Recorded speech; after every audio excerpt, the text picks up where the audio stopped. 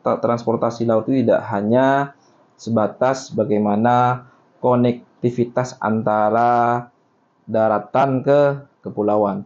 Tidak hanya dari wilayah A ke wilayah B, tapi di sisi lain transportasi laut itu bisa berdampak terhadap pertumbuhan ekonomi, bisa berdampak terhadap bagaimana bisa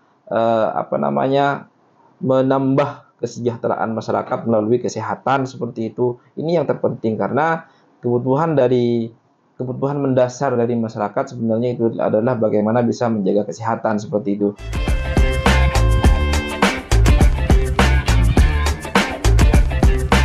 Assalamualaikum warahmatullahi wabarakatuh. Empower kembali lagi di podcast Suara Rakyat, dan kali ini saya Yuri Sabrina bersama dengan salah satu anggota DPRD Jawa Timur Komisi D, yaitu Bapak Nurul Huda. Dan di podcast Suara Rakyat sesi kali ini, episode kali ini kita akan membahas tentang transportasi laut. Wah, jadi kunci pemerataan pembangunan. Bakal ngebahas apa aja?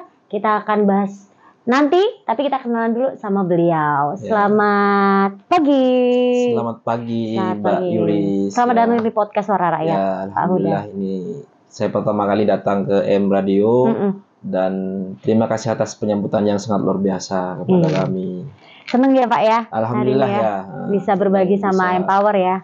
Bisa berbagi informasi, bisa berbagi edukasi kepada teman-teman yang hari ini belum tahu seperti apa teras laut yang ada di Jawa Timur ini, seperti itu Mbak Yuris. Yes. Ya. Dan Empower, karena kita akan bahas tentang transportasi laut ya, tapi bukan cuma kapal ya. Transportasi laut itu nggak hanya tentang kapal, tapi juga konektivitas, ekonomi daerah, dan juga keadilan pembangunan. Karena ternyata kita tahu ya Pak ya, di wilayah Jawa Timur itu, terutama kepulauan nih, banyak yang belum tersentuh pembangunan maksimal karena akses laut yang minim banget. Dan bareng Pak Huda, yaitu anggota Komisi DPRD Jawa Timur, kita akan bedah bagaimana transportasi laut bisa jadi kunci pemerataan pembangunan di Jawa Timur. Nah, di segmen yang pertama nih Pak Huda, kita akan tanya-tanya dulu nih, kenapa sih transportasi laut itu krusial gitu? Mungkin bisa dijelaskan ke Empower ya, kenapa penting banget transportasi laut ini untuk Jawa Timur?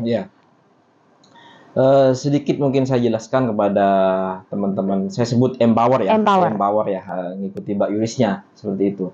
Hari ini memang pemerintah Provinsi Jawa Timur lagi mempunyai visi bahwa Jawa Timur ini menjadi gerbang baru Nusantara seperti itu. Karena apa? Konektivitas antar wilayah seperti Kalimantan, untuk aksesnya selalu melalui Jawa Timur itu secara ekonomi. Akan tapi ketika kita melihat secara kepulauan, Jawa Timur ini memiliki banyak pulau terdalam.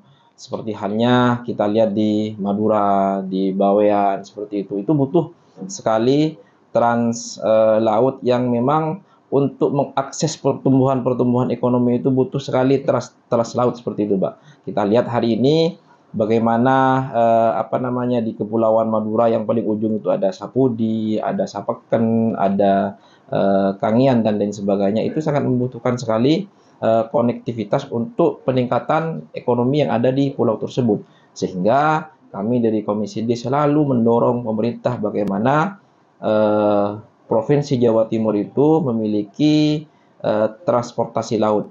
Hari ini mungkin sebatas pengetahuan saja kepada teman-teman Empower bahwa kemarin tanggal 23 Juli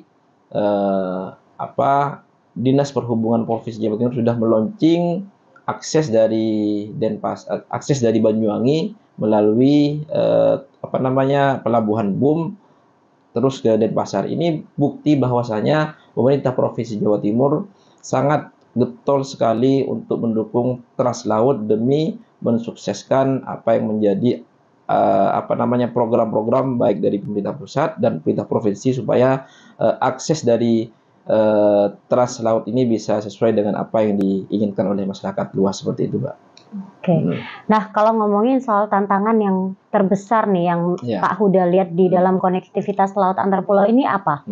Di Jawa Timur ya. Memang tantangan terbesar itu hari ini memang ketika kita melihat kepulauan terdalam seperti Sapeken, itu memang membutuhkan sekali transportasi laut yang memang hari ini sangat kurang.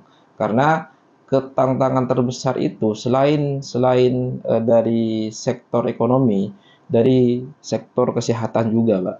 Karena kita lihat ketika mungkin kita lihat di kepulauan-kepulauan terdalam seperti Sapeken, seperti Sapudi, ketika sakit, hari ini pemerintah Provinsi Jawa Timur hanya ada program itu rumah sakit apung. Itu pun tidak standby di pulau-pulau tertentu, akan tapi 3 bulan mungkin di pulau ini, 3 bulan di pulau ini. Ketika mungkin ada masyarakat mengalami eh, apa namanya kesehatannya bermasalah, itu harus menempuh eh, jarak sekitar 9 sampai 12 jam seperti itu. Dan kebetulan beberapa bulan yang lalu saya sempat juga eh, kunjungan ke beberapa pulau di Madura itu sangat sangat menyedihkan memang ketika melihat dari fasilitas-fasilitas kesehatan. Itu memang butuh sekali konektivitas seperti kapal cepat, ambulan laut, dan lain sebagainya untuk membantu masyarakat ketika mungkin ada rujukan dari puskesmas setempat ke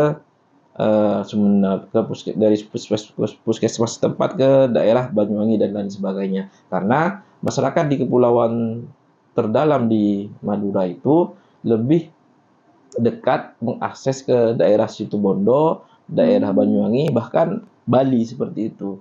Karena memang gelombang untuk menuju ke sana itu lebih lebih lebih lebih baik daripada langsung menuju ke Sumeneb seperti itu, Mbak. Oke. Iya. Nah, kalau tadi Pak Huda bilang kan mereka itu standby-nya 3 bulan sekali terus berpindah ya. Iya. Berarti harusnya setiap apa Pak? Setiap hari ada, nggak berpindah atau setiap pulau ada satu-satu gitu untuk Karena memang seperti ini, Mbak. Kita ini kan tantangan terbesar kita ini kan berkaitan dengan anggaran kan begitu. Ketika mungkin kita meletakkan rumah sakit apung itu berapa harus menyiapkan dokter, harus menyiapkan alat-alat kesehatan yang canggih dan lain sebagainya. Sebenarnya solusi terbaik itu bagaimana pemerintah Provinsi Jawa Timur kami selalu mendorong supaya di kepulauan-kepulauan terdalam itu menyiapkan ambulan laut saja, speedboat yang berupa ambulan laut, supaya akses menuju ke daratan itu bisa ditempuh 4 sampai 5 jam. Karena hari ini ketika kita menggunakan kapal perintis, Mbak, yang notabene itu kecepatannya hanya 15 sampai 20 km per jam, itu harus memakan 9 sampai 12 jam seperti itu. Maka kebanyakan dari pulau-pulau terdalam itu meninggal di tengah laut, melahirkan di tengah laut seperti itu. Itu fakta. Karena waktu itu beberapa bulan memang saya sengaja yang pertama kunjungan melihat situasi pelabuhan yang ada di Sapeken, silaturahim ke beberapa tokoh apa yang menjadi kendala. Memang kebutuhannya kesehatan di sana. Sehingga saya selalu menyuarakan bagaimana pemerintah Provinsi Jawa Timur itu menyiapkan, kalau memang belum siap menstandby-kan rumah sakit apung, setidaknya ada ambulan laut di setiap pulau yang ada di Madura seperti itu. Berarti paling tidak ada beberapa speedboat di setiap pulau ya. Iya. Kalau misalkan belum bisa menyediakan rumah sakit apung iya. ya, di mana rumah sakit apung itu setiap 3 bulan sekali berpindah ya Pak ya. Tidak hanya di Madura itu, tapi berpindah ke pulau-pulau yang ada di Indonesia, Kalimantan, Sumatera, Sulawesi, itu berpindah-pindah. Itu kan memang salah satu program pemerintah pusat rumah sakit apung itu untuk mengelilingi kepulauan-kepulauan yang ada di Indonesia, tidak hanya di Madura seperti itu. Kalau boleh tahu Pak, jumlah rumah sakit apung yang mereka masih aktif untuk beredar di sekitar pulau-pulau tersebut itu ada berapa sih kita punya? Sepengetahuan saya mungkin nanti bisa dikoreksi, ada sekitar hanya satu saja, Pak, yang kemana? Yang 3 bulan sekali itu yang datang ke kepulauan-kepulauan di Sumeneb itu. Tapi saya tidak tahu ya kalau kapal-kapal apung mungkin di pulau-pulau ini saya tahu. Yang informasi yang saya dapatkan dari teman-teman dari kepulauan itu hanya itu saja yang 3 bulan sekali datang. Setelah itu nanti ada program semisal apa istilahnya, operasi mata, operasi katarak dan lain sebagainya seperti itu. Berarti sejauh ini yang Pak udah ketahui hanya satu Iya, rumah sakit apung iya. yang aktif Yang ya. aktif ya. Berarti memang selain speedboat harus ditambah lagi tuh unit rumah Ya. sakit apung ya Pak ya. Karena apa namanya, kalau saya lihat keterbatasan anggaran mungkin itu sangat berat, Pak. Itu cukup, saya selalu mendorong bagaimana ada apa istilahnya ambulan laut itu yang selalu standby, karena kita tidak tahu kan orang sakit itu kan tidak apa namanya, tidak ada jadwalnya seperti itu kan. Betul. Tidak ada jadwal, sehingga di setiap puskesmas di kepulauan itu bisa mengakses apa namanya, ambulan laut, sehingga bisa langsung mengantarkan pasien-pasien rujukan ke rumah sakit itu. Di sisi lain apa namanya, dari sisi ekonomi mungkin ya, dari sisi ekonomi harga-harga apa namanya, kebutuhan pokok 2 kali lipat lebih mahal daripada apa namanya, harga-harga pokok di daratan seperti itu. Karena di sana itu hari ini kapal perintis itu hanya selisih 2 hari, Mak. Mungkin hari ini ada, besoknya tidak ada, besoknya ada lagi seperti itu. Tidak setiap hari ada jadwal untuk menuju ke kepulauan-kepulauan. Kalau dilihat dari jumlah penduduk di sana, di kepulauan yang ada di Sumeneb itu ada sekitar 180.000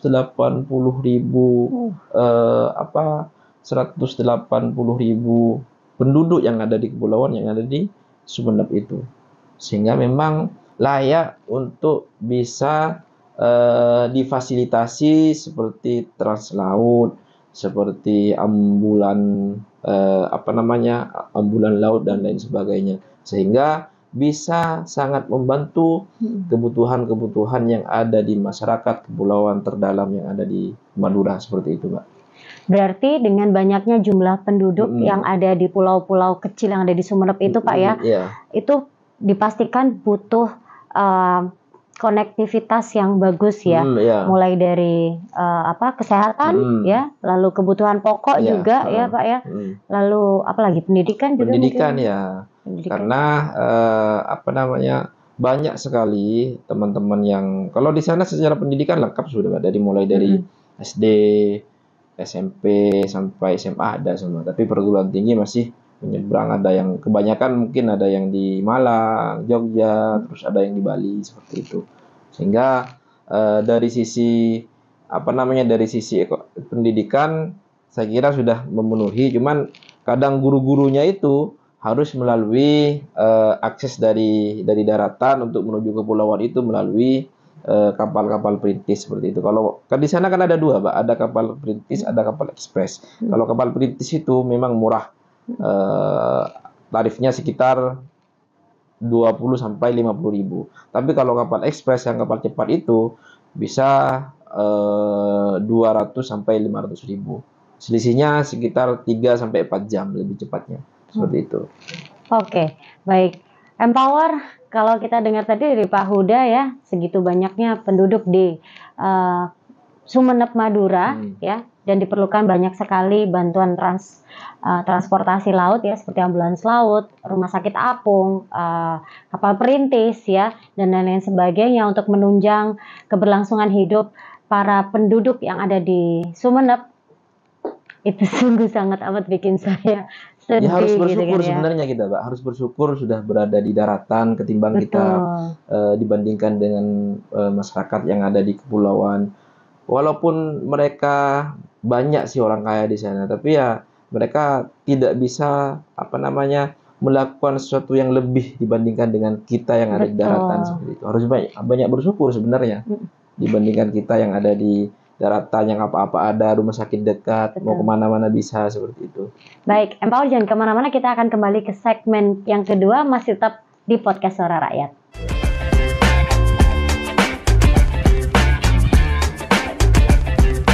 Kembali lagi di podcast Suara Rakyat. Kali ini segmen 2, saya akan membahas kira-kira apa saja sih yang sudah dilakukan oleh pemerintah daerah Jawa Timur ya, terkait dengan transportasi laut yang banyak dibutuhkan apalagi untuk daerah-daerah kepulauan yang terpencil ya Pak ya. Nah, kalau tadi Pak Huda cerita bahwa dari 180.000 penduduk itu mereka membutuhkan banyak sekali transportasi laut. Nah, sejauh ini apa yang sudah dilakukan pemerintah atau yang sudah dikerjakan untuk lautan kita, Mas? Kemarin itu ada ada seremonial yang dilakukan oleh pemerintah Provinsi Jawa Timur berkaitan dengan akses kesehatan yang akan dilaksanakan di pulau-pulau terpencil di Madura seperti itu.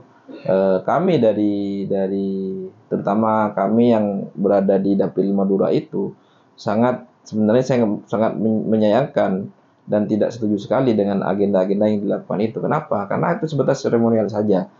Yang dibutuhkan masyarakat hari ini kan sesuatu aksi nyata, bentuk perhatian dari pemerintah, supaya apa? Supaya ada perhatian khusus terhadap pulau-pulau yang ada di Madura khususnya. Karena mereka ketika mungkin komunikasi dengan kita, ketika mungkin kita berkoordinasi dengan masyarakat kepulauan yang ada di Madura, mereka selalu menyampaikan, kami ini bagian dari Provinsi Jawa Timur, seperti itu. Kami ini bagian dari pemerintah Provinsi Jawa Timur, sehingga butuh kami tidak hanya dibutuhkan ketika ada kontestasi pemilu, ada kontestasi politik, kami tidak hanya dibutuhkan suara-suara kami, akan tapi kebutuhan kami harus difasilitasi oleh pemerintah Provinsi Jawa Timur. Dan kami sebagai anggota DPRD yang notabene selalu menerima aspirasi-aspirasi dari masyarakat, khususnya dari masyarakat kepulauan, selalu mendorong pemerintah untuk bagaimana memfasilitasi kebutuhan-kebutuhan yang kebutuhan mendasar sebenarnya, kebutuhan mendasar dari masyarakat kepulauan yang ada di Kepulauan Madura, khususnya berkaitan dari teras laut, karena ini sangat mendasar sekali kebutuhan-kebutuhan masyarakat berkaitan dengan ekonomi, berkaitan dengan kesehatan seperti itu. Dan terakhir kemarin saya juga berkoordinasi dengan Kadinkes menyampaikan semua apa yang menjadi permasalahan-permasalahan yang ada di kepulauan, terutama berkaitan dengan kesehatan, karena ini kebutuhan mendasar dari masyarakat yang wajib hukumnya negara itu hadir ketika mungkin masyarakat itu membutuhkan berkaitan dengan kesehatan, mau masyarakat kepulauan, mau masyarakat daratan, dan lain sebagainya. Secara undang-undang dasar, pemerintah harus hadir untuk memfasilitasi kebutuhan mendasar dari masyarakat tersebut berkaitan dengan kesehatan. Saya kemarin juga mendorong pemerintah provinsi melalui Dinas Kesehatan supaya fasilitas-fasilitas yang dibutuhkan oleh masyarakat kepulauan itu, kalau memang hari ini tidak bisa tidak bisa memfasilitasi berkaitan dengan ambulan laut, setidaknya fasilitas-fasilitas di puskesmas tempat harus ditambah seperti itu, berkaitan mungkin dengan alat-alat yang berhubungan dengan bagaimana menambah fasilitas di puskesmas tersebut. Karena hari ini memang sangat miris sekali. Kalau di Kangian mungkin sudah ada rumah sakit, tapi kalau pulau-pulau kecil itu seperti Sapekan dan lain sebagainya, itu masih minim sekali fasilitas-fasilitas itu. Dan tentunya pemerintah Provinsi Jawa Timur wajib memfasilitasi itu untuk membantu untuk mengurangi rujukan-rujukan ke luar pulau. Karena ketika sudah ada rujukan-rujukan dari pulau ke daratan itu, potensi-potensi yang mungkin tidak kita inginkan itu besar seperti itu, Pak. Karena yang digunakan itu hari ini saya ada videonya itu. Kapalnya itu bukan, kalau kapal perintis itu kan ada waktunya, Pak. Jam 3. Jadwalnya. Kalau orang sakit itu kan tidak ada jadwalnya. Betul. Kalau harus dirujuk itu kan tidak ada jadwalnya. Ya, apalagi itu. Kalau sudah kritis ya, Pak. Betul. Mau tidak mau ya harus diberangkatkan, walaupun pakai kapal perahu itu. Jadi kemarin itu ada dua sih, ada dari Mandangin Sampang itu, terus ada yang dari Sumeneb, itu menggunakan kapal nelayan itu, kapal klotok itu, yang Mbaknya mungkin bisa lihat sendiri seperti apa kecepatannya itu. Kalau umpamanya dari Kangian pakai kapal perintis saja, dari Sepakan ke Kalianget Sumeneb, kalau pakai kapal perintis saja 12 jam. Bagaimana bayangkan kalau pakai kapal klotok itu? Dia dibayangkan sendiri seperti apa. Itu pakai infusnya masih menekat, ditaruh di di kapal nelayan itu, dan anginnya sangat kencang, tidak ada penutupnya. Ini sangat miris sekali. Ini bagian dari Provinsi Jawa Timur, dan saya selalu kritis sekali berkaitan dengan kebutuhan mendasar dari masyarakat, terutama berkaitan dengan kesehatan. Walaupun mungkin di komisi saya tidak bermitra kerja dengan dinas kesehatan, tapi dari sisi transnya, dari sisi penghubungnya, konektivitas antara kepulauan dengan daratan itu menjadi wewenang saya sebagai Komisi D untuk mendorong Dinas Perhubungan supaya bisa lebih memfasilitasi, lebih memberikan fasilitas terhadap masyarakat kepulauan. Karena saya kemarin juga sempat menyampaikan juga kepada Dinas Perhubungan, dan beliau menyampaikan ada tambahan anggaran untuk untuk memfasilitasi, memperbaiki pelabuhan, merevitalisasi armada kapal dan lain sebagainya. Ini sesuatu yang positif sebenarnya yang dilakukan oleh Dinas Perhubungan untuk bisa menambah fasilitas, membantu terhadap fasilitas-fasilitas yang ada di pelabuhan, tentunya juga di armada kapal, untuk bisa lebih baik daripada sebelumnya, seperti itu, Mbak. Oke, ini menarik ya, Pak Huda. Kalau saya boleh diceritain, saya tertarik sama cerita soal KMP Tunu Pratama Jaya. Kira-kira bisa cerita nggak Pak Huda soal KMP Tunu Pratama Jaya ini, dan kira-kira dari insiden itu apa pelajaran yang bisa diambil, Pak?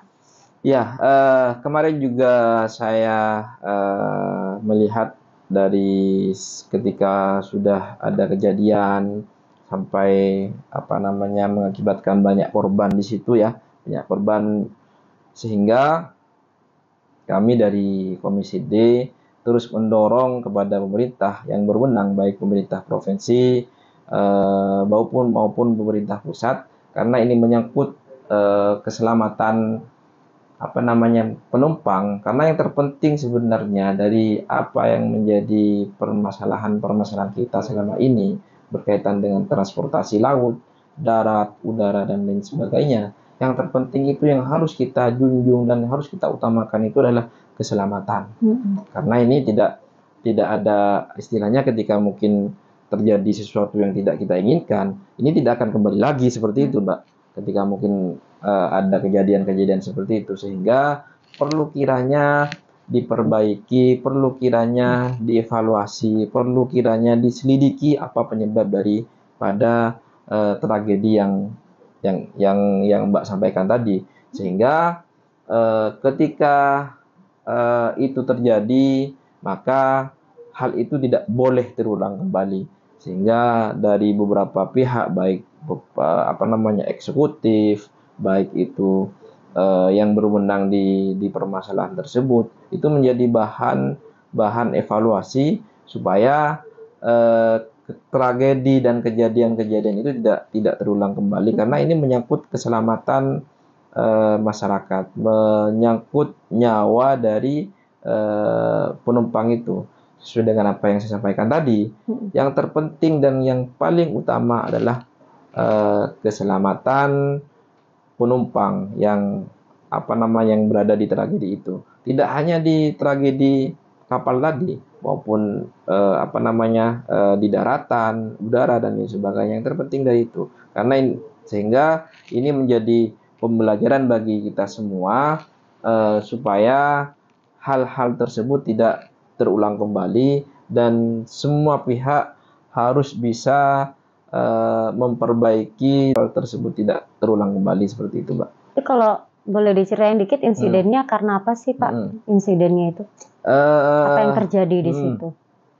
Kalau yang saya tahu kemarin itu kan informasi yang saya dapatkan itu kan overload seperti itu, ada kebocoran mesin dan lain sebagainya. Dan dari itu semua, dari permasalahan dan penyebab itu semua, ini harus ada yang bertanggung jawab seperti itu, Mbak. Karena ini saya sampaikan tadi menyangkut nyawa manusia yang harus kita selamatkan dan pemerintah harus bisa menjamin keselamatan dari masyarakat yang ikut dari kapal tersebut seperti itu, sehingga semua pihak harus mengevaluasi yang bertanggung jawab itu, baik itu dari PT kapalnya, terus kalau memang itu di bawah naungan Dinas Perhubungan Provinsi, ya Dinas Perhubungan Provinsi. Kalau memang itu di bawah naungan kementerian, ya kementerian harus menyelidiki insiden itu supaya ini tidak terulang kembali. Dan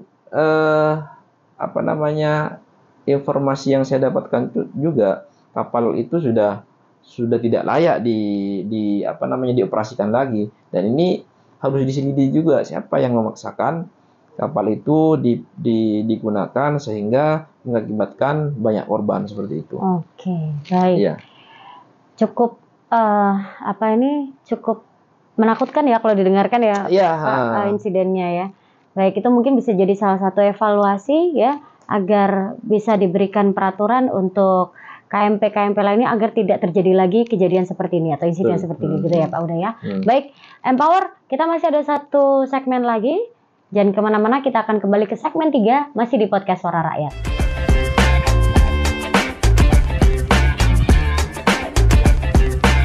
Di podcast Suara Rakyat segmen ketiga kali ini Empower, kita akan ngobrolin masih tentang transportasi laut, tapi ada mimpi besar pemerataan pembangunan yang mau saya tanyakan ke Pak Huda ya. Kalau ngomongin soal pemerataan pembangunan nih Pak Huda, transportasi laut ini ada di posisi mana sih menurut Bapak? Ya, kita tahu hari ini Jawa Timur ini kan dari sisi geografis ya lebih banyak pulaunya daripada daerah-daerah lain seperti Jawa Tengah, Jawa Barat, dan lain sebagainya. Sehingga pemerataan pembangunan di sektor transportasi ini menjadi mimpi daripada pemerintah Provinsi Jawa Timur. Sehingga ada sebuah cita-cita dari Ibu Gubernur bahwa Jawa Timur ini menjadi gerbang baru Nusantara. Ini sebenarnya tidak hanya sebatas tagline saja, akan tapi ini mimpi besar Jawa Timur supaya akses ketika mungkin untuk menuju ke IKN, untuk menuju ke perekonomian global, untuk menuju ke perekonomian secara merata di negara kita di Indonesia, itu harus melalui Jawa Timur seperti itu. Dan ini harus diimbangi dengan dengan transportasi yang ada di kepulauan seperti itu. Jangan hanya di luar pemerintah Provinsi Jawa Timur ataupun di luar Jawa Timur. Jawa Timur ini sebagai gerbang baru Nusantara. Akan tetapi di pulau-pulau terkecil itu diabaikan kebutuhannya. Ini yang ingin saya sampaikan seperti itu, Mbak. Ini menjadi mimpi besar supaya ini seimbang seperti itu. Tidak hanya sebatas mimpi besarnya Jawa Timur ini menjadi akses menuju provinsi lain seperti Papua, seperti itu, seperti Kalimantan, Sulawesi. Memang Jawa Timur ini menjadi tempat strategis seperti itu untuk menjadi kunci transportasi ekonomi yang ada di negara kita. Cuman di sisi lain Jawa Timur juga memiliki kepulauan kecil yang harus dilihat oleh pemerintah seperti itu untuk menyeimbangi kesetaraan pembangunan yang ada di Provinsi Jawa Timur. Karena ini bagian dari Provinsi Jawa Timur yang harus sama-sama disetarakan dan yang harus sama-sama difasilitasi. Karena penyakit terbesar di Jawa Timur ini bukan kemiskinan kalau menurut saya, akan tapi kesenjangan dari wilayah A ke wilayah B seperti itu. Kita lihat mungkin kalau kita bandingkan di Surabaya di Madura jauh. Seperti walaupun secara geografis ini berdekatan, tapi secara ekonomi, secara infrastruktur dan lain sebagainya sangat jauh. Ini yang menjadi permasalahan terbesar di Jawa Timur itu kesenjangan seperti itu. Kesenjangan antar kabupaten, antar daerah ya, yang padahal berdekatan kok jomplang banget gitu, betul. Ya, karena itu yang pasti harus diperhatikan. Ya. Karena memang pulau-pulau kecil yang ada di Madura itu meskipun mungkin karena mereka menganggap itu pulau kecil gitu, tapi jangan lihat pulau kecilnya, lihat kehidupan yang ada di sana ya Pak ya, betul ya. Nah, karena kan YouTube ini atau podcast ini disaksikan juga oleh anak-anak muda zaman sekarang. Pak Huda, kira-kira ada nggak sih peluang untuk anak muda agar ikut terlibat dalam solusi transportasi laut ini, baik lewat teknologi atau mungkin advokasi? Sebenarnya peluang dari anak muda untuk untuk membantu penyetaraan pembangunan, untuk membantu masyarakat kepulauan itu sangat besar sekali, Mbak, seperti itu. Jangan hanya saya juga bagian dari anak muda, karena umur saya masih di bawah 40 tahun, Mbak. Secara aturan kan saya masih anak muda, seperti itu. Dan kebetulan saya di dapil saya ini menaungi organisasi kepemudaan seperti itu, sehingga interaksi saya setiap hari, setiap turun ke dapil, bahkan yang mendampingi saya itu masih anak-anak muda semua. Sehingga anak muda hari ini jangan hanya menjadi penonton YouTube saja, tidak hanya nyekrol YouTube saja, nyekrol TikTok saja, tidak hanya menamakan dirinya sebagai netizen saja seperti itu. Akan tapi anak muda hari ini harus ikut andil mempromosikan keindahan-keindahan alam yang ada di pulau-pulau kecil yang ada di Madura. Ini bagian dari membantu mempromosikan, sehingga hari ini kan seperti ini, Mbak. Ketika mungkin di suatu tempat itu viral, ada keindahan alam yang sangat indah sekali, maka pemerintah itu baru turun, memfasilitasi, membangun dan lain sebagainya. Tunggu viral dulu. Ini kerjaan anak-anak muda sebenarnya. Yang membuat viral tempat tersebut. Iya, ini tugas dari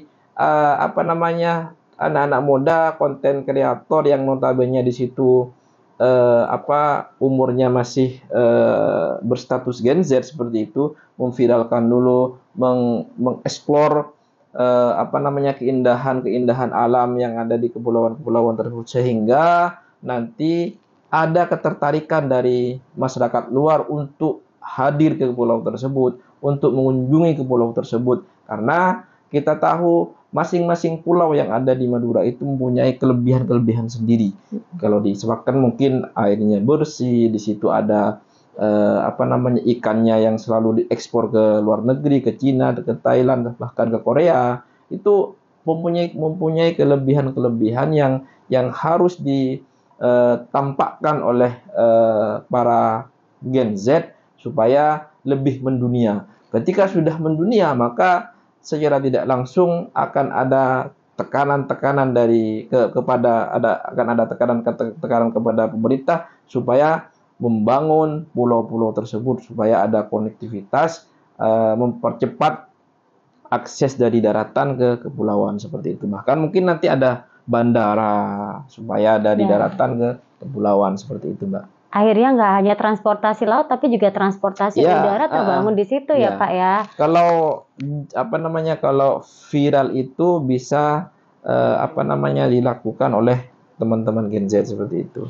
Teman-teman Gen Z ya, para Gen Z, silakan tunjukkan pesona kalian ya dengan membuat sebuah konten yang dimana konten itu bisa jadi viral. Konten di pulau-pulau kecil yang ada di Madura ya Pak, yang di Sumenep itu bagus-bagusnya. Saya juga dengar dari Mas Faizan itu juga cerita tuh bagus-bagus tuh. Bahkan masih salah satu pulau itu ada yang masih perawan ya, maksudnya dalam arti belum tersentuh sama sekali. Itu kayaknya perlu dieksplor lagi ya. Salah satu cara yang bisa bikin pemerintah turun tangan langsung, tergerak hatinya adalah ketika ada yang viral. Gitu. Oke. Nah, kalau dari Pak Huda sendiri nih, dalam satu kalimat, kenapa transportasi laut harus jadi prioritas pembangunan di Jawa Timur? Silakan Pak Huda. Karena sesuai dengan apa yang saya sampaikan tadi, letak geografis dari Jawa Timur ini kan lebih mendominasi ke trans laut, karena ketika mungkin kita mau menyeberang ke Bali harus melalui laut. Ketika mungkin lewat Kalimantan kita harus melalui jalur laut, Papua juga jalur laut. Makanya cita-cita besar dari pemerintah Provinsi Jawa Timur ini menjadikan Jawa Timur ini menjadi gerbang baru Nusantara seperti itu. Sehingga faktor trans laut ini menjadi penting untuk bagaimana cita-cita dari pemerintah Provinsi Jawa Timur, khususnya Ibu Gubernur, menjadikan Jawa Timur ini menjadi gerbang baru Nusantara. Banyak sekali hari ini program-program, salah satunya sesuai dengan apa yang saya sampaikan tadi, mempercepat akses dari Pulau Jawa ke Pulau Bali seperti itu. Kemarin tanggal 23 juga sudah saya sampaikan tadi, ada launching kapal cepat hanya membutuhkan 2,5 jam dari Banyuwangi ke Denpasar. Kalau lewat Ketapang kan mungkin dari Ketapang ke Pelabuhan Bali 1,5 jam,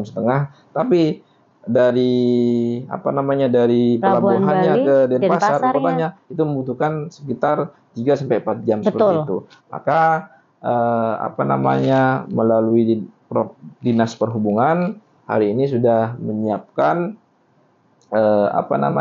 kapal cepat untuk bisa mengakses dan mempercepat dari Jawa Timur melalui Banyuwangi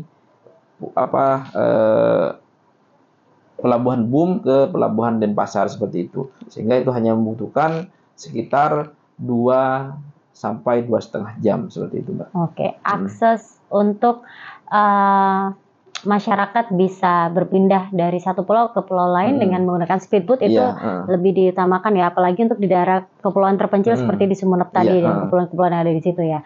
Baik, untuk closing statement di episode kali ini Pak Huda, silakan.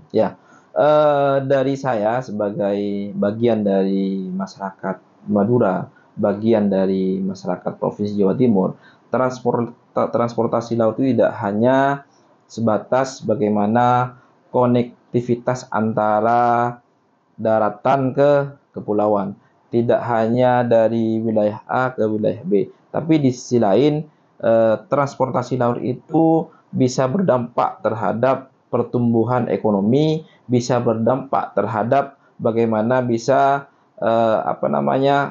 menambah kesejahteraan masyarakat melalui kesehatan seperti itu. Ini yang terpenting karena kebutuhan mendasar dari masyarakat sebenarnya itu adalah bagaimana bisa menjaga kesehatan seperti itu. Dan pemerintah wajib hadir dalam hal tersebut, sehingga transportasi laut itu tidak hanya sebatas menyambung koneksi antara wilayah A ke wilayah B, wilayah B ke wilayah C, tidak hanya sebatas itu, tapi di sisi lain ada hal yang harus dijaga di situ, bagaimana meningkatkan ekonomi masyarakat, bagaimana bisa memperpanjang umur dari masyarakat, karena memang mungkin ada akses untuk dari rumah sakit A ke rumah sakit B itu bisa dipercepat seperti itu. Sehingga transportasi laut itu sangat penting untuk ditambah fasilitasnya, untuk ditambah armadanya. Dan saya sebagai wakil dari masyarakat Provinsi Jawa Timur, masyarakat dari Madura, selalu mendorong terhadap pemerintah Provinsi Jawa Timur untuk bisa selalu menganggarkan lebih dari tahun ke tahun untuk bisa menambah dari fasilitas dari transportasi laut itu sendiri, seperti itu, Mbak. Oke. Baik, itu tadi banyak sekali ya masukan-masukan dari Pak Huda selaku anggota Komisi D DPRD Jawa Timur untuk pemerintah Kota Jawa Timur, pemerintah Provinsi Jawa Timur ya maksud saya. Nah, banyak infrastruktur yang juga harus dibangun di situ, apalagi transportasi lautnya untuk keberlangsungan hidup warga atau masyarakat yang berada di pulau-pulau terpencil. Nah, Empower, cukup sekian episode kali ini, Pak Huda. Terima kasih Ya, banyak. terima kasih juga Mbak. Sampai ketemu di next episode ya, Pak ya. Terima Kita kasih. akan bertemu lagi di next episode dengan Pak Huda. Dan kami berdua pamit. Wassalamualaikum warahmatullahi wabarakatuh. Waalaikumsalam warahmatullahi wabarakatuh.